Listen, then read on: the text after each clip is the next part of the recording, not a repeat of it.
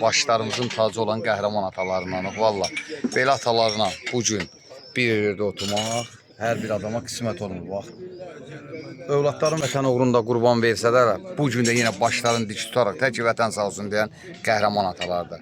Həmən qarşıda baş əyirəm. Allah sizləri var bütün eləsin. şəhidlərimizə rəhmət eləsin. Allah hamıya can sağlığı versin. Qalanlara Allah bütün şəhid valideynlərinə sabır versin. Allah ordumuzu qorusun. Allah qazilərimizə can sağlığı versin inşallah. Var olasın abi, canım. Sağ olun. Allah şəhidimizə rəhmət eləsin. Allah ruhunu şad eləsin. Var olasın. Allah kömək. Allah ruhunu şad eləsin. Allah rəhmət eləsin. Şəhid ataların biri də bizə qoşuldu. Eyni dərd daşıyır. Eyni belə deyək. Eyni dərd daşıyır. Allah sizi var eləsin. Səbir Sənin də versin. zəhmətin çoxdur. Borcumdur. Buyur bir iki kəlmə də istə. Buyur. Allah şəhid babalarımıza rəhmət eləsin. Allah bu şəhidimizə rəhmət eləsin, ruhu şad olsun. Allah səbir versin bütün şəhid babalarımıza. Var olasın. Allah can şəhidlərimizə rəhmət eləsin. Allah sizlərə də var eləsin.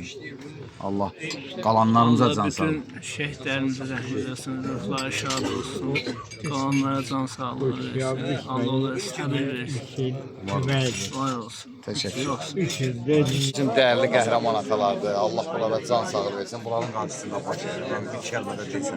Canım. Sağ ol qardaş. Allah səndən razı olsun. Ay sağ ol qardaşım.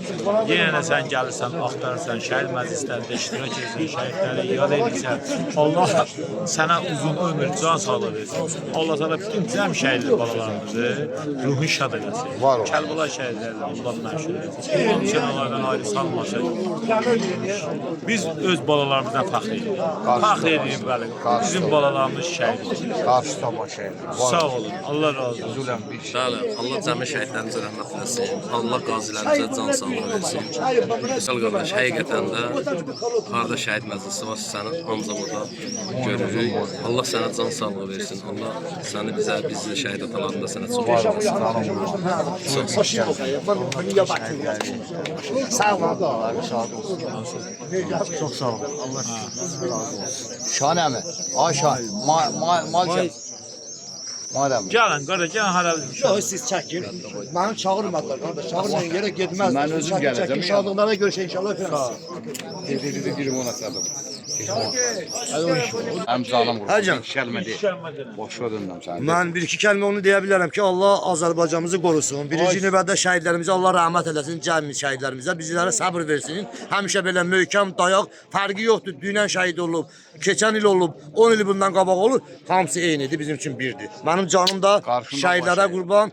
Hamısı şəhid əllərinin qarşısında, anaların birinci növbədə qarşısında baş əyirəm. Əllərindən öpürəm, Allah var eləsin. Var olasın. Bir də